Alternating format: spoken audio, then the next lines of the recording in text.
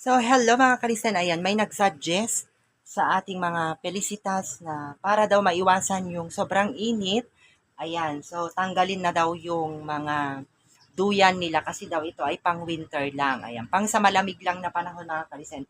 Tama naman yung sinabi ni Madam kasi sobrang init talaga yung kapaligiran, paligid panahon. Ayan guys. So, tanggalin na natin yung kanilang duyan, no? Ayan siya guys.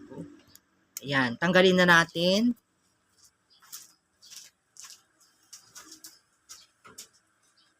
Sobrang init talaga yung panahon kasi mga kalisan. Kaya mag-ingat kayo guys. Usong-uso ngayon yung heat stroke. Ayan yung heat stroke guys. Kaya mag-ingat.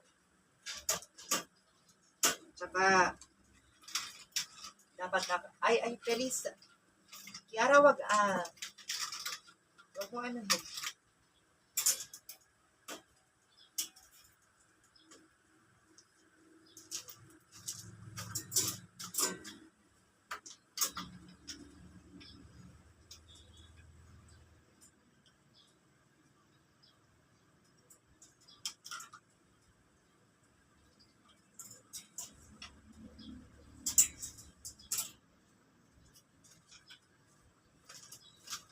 Mabalahibo kasi ito mga kalisan o pang ano lang talaga siya.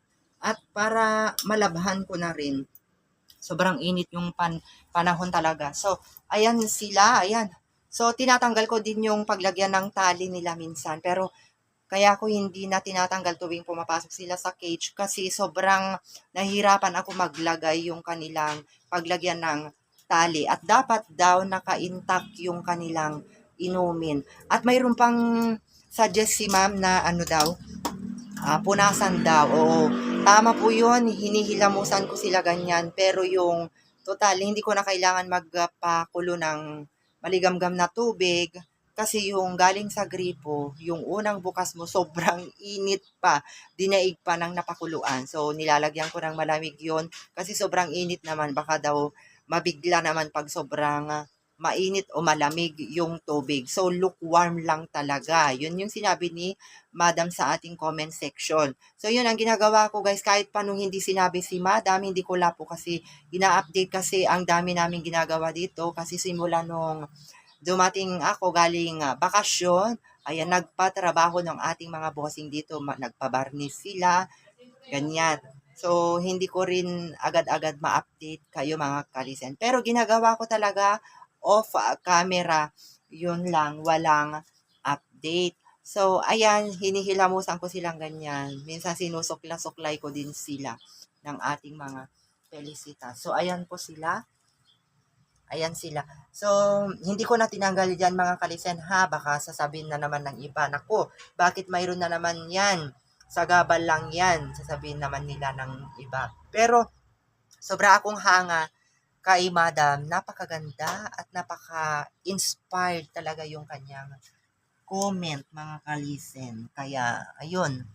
Sobra akong hanga sa mga ka-listeners natin dyan. At saka yung mantel dito, ayan, nilagay kasi ng ating bossing kasi nga bato-bato dito. So, ang ginawa ko, kasi nga kinakalkal-kalkal nila, ginaganyan-ganyan nila, ginupit ko na lang siya guys, paikot dito sa paligid ng ating cage. So, ayan mga kalisen, okay naman na sila sa awa ng Diyos. Ayan si Mama Catalisa, ito si Samba, bumabalik naman na yung kanyang lakas at saka ayun si Kiara doon sa likod. Ayan, nakasandal po siya diyan.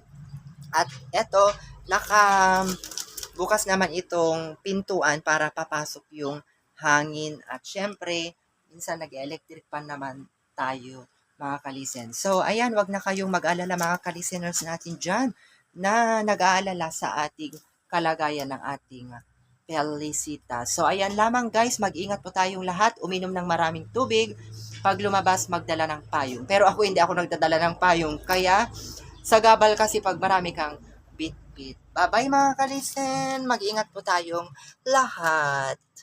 Thank you so much sa inyong walang sawang pagmamahal sa ating mga four babies at saka kay Madam na nagbigay ng pambayad namin sa aming pagpapakapon. Bye-bye. God bless you po.